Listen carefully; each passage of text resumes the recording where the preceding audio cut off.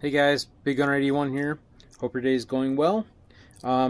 Today I'm going to kind of take you through the process of how to do some custom stippling work to one of your magazines. This is one of my first attempts at doing this process, and I'm still learning. So I'd like to hear your ideas on this process and what you think. But I picked one of these cheap Thermold magazines, which you heard me complain about, and probably in my other video if you saw that. Because, well, if I mess it up, I'm not going to feel too bad because they are not that great of magazines. So, anyhow, we're going to take, one of these mags and basically do some stippling work to it, and it'll come out looking like this when I'm done going through the process.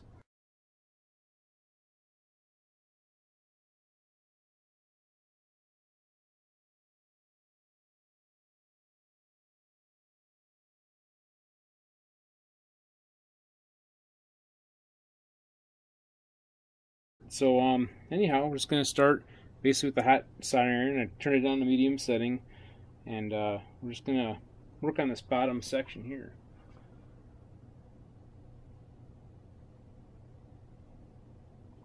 And we'll see how this comes out. Basically, it's going to be a bunch of little dots on it. We'll see.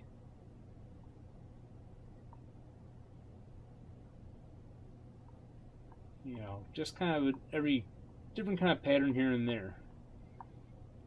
But we're basically just kind of barely melting the surface and kind of raising it up to make a little pattern. And a tighter or a smaller tip on this might make a nice tighter pattern than what I can do with this, but this is the tip I have to work with for right now. And again, this is just a experiment. So I spent a few minutes working on it. Got this one little patch done right there, maybe kind of hard to see. And started working along the edges here.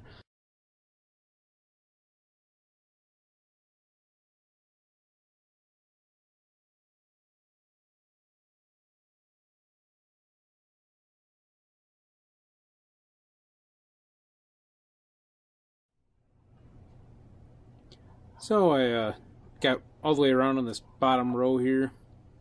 Pretty much wrapped up. May have to do a couple of touch-ups, I'm not sure, but anyhow, overall not too bad. Just takes a lot of time.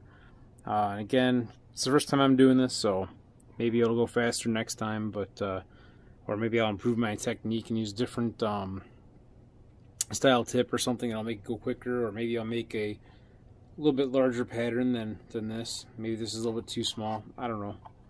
Anyhow, so we'll keep going and do the rest of it, and show you how it comes out.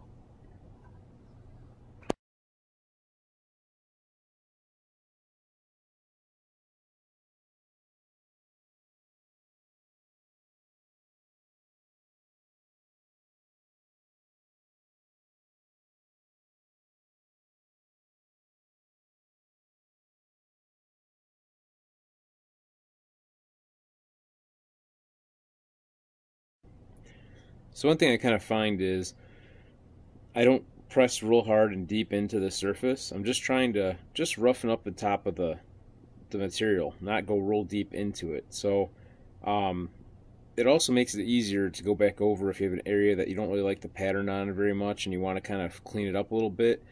You're not going to change the depth of the surface there really. But it's all technique, and this is the first one I'm doing, so it's going to take some practice to get it kind of how I want to do it. So I do suggest you doing, if you're doing this first time, trying it out on something, like this cheap Thermold magazine that you don't really worry too much about, versus going after something that you don't want to risk destroying, because that can happen. You can totally screw this up,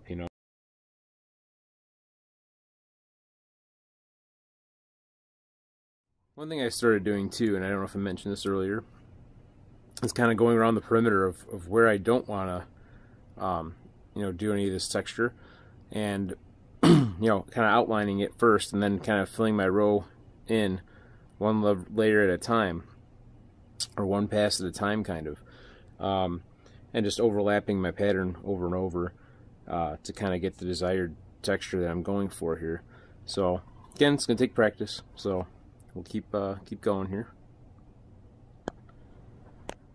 So I got this row over here on this side, done. And, this is really an art form. And one thing is, being art, it takes a technique, and you may want to play with the size of the tip that you're using, or how much heat and how much time and how hard you're pressing, and how you're moving your hand when you're going over making these patterns.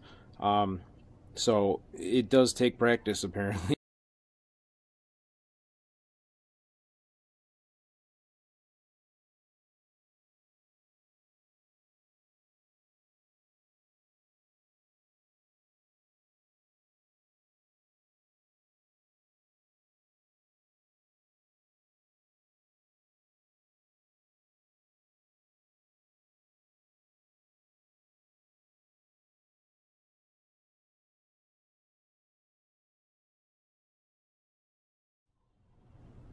Just kind of showing our progress so far.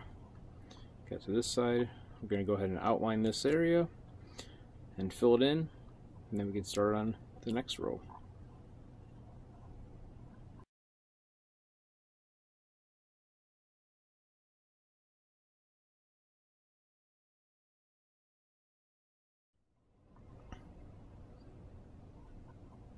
So I got this row all completed. It's kind of hard to pick up on the camera, maybe, because sometimes the light shines on it a little differently than it looks like in person. But pattern, there's a little bit of difference between the first pattern and the second pattern. I did these at different times, but I was kind of going a little bit faster on the second one because it does take a long time. And it's kind of strange though, because I probably started on this side first, and it looks a little tighter than this side maybe. And on the bottom one, very similar too. It's kind of the opposite though. This side's a little tighter maybe than this side, but it's really hard to tell because it is a rough textured surface. And so far though, I'm still pretty happy with it, and it's going to take some practice. And so practice, I keep working on this last row here, and then I might also I'm thinking I'm going to work on cleaning up the inside here with maybe some sandpaper or something to try to smooth down these grooves here. Oh, that's the right turn. It's a raised up like a guide for the follower to ride on. The follower doesn't look too bad itself. I mean, other than a cheap design, the plastic's not real bad. I mean, there's a little rough spot on the edge here for the casting, and so forth. But mainly the inside of the magazine is a little rough right here, and that might help if I clean it up. I've even thought about trying. One guy took a Magpul follower and modified it and made it work with one of these mags. I might do that just to play around with it and see what I can do. So here's the finished product. We got the stippling all around it completed as we were set out to do, and it didn't come out too bad. Overall, pretty happy. Starting to build up my confidence where I may try doing this on a PMag next. But if you got any ideas and suggestions on how to make this process go better, quicker, and to get a neater finish on it, let me know. I'm interested in knowing that. Share it in the comments below the video.